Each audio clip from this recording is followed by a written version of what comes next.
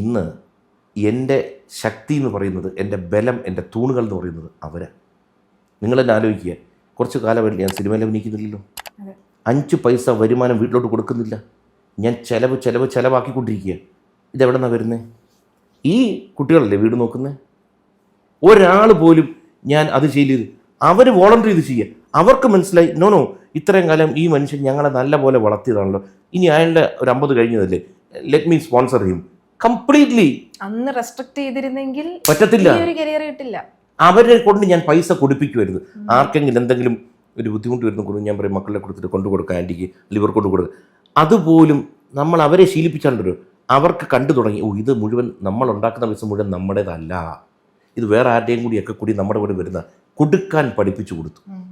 കാരണം കൊടുക്കും തോറും വരും, അത് അവരിൽ നിന്നായിരിക്കില്ല, വേറെ വഴി കൂടി വന്നോളും. അത് പ്രകൃതിയുടെ നിയമമാണ്.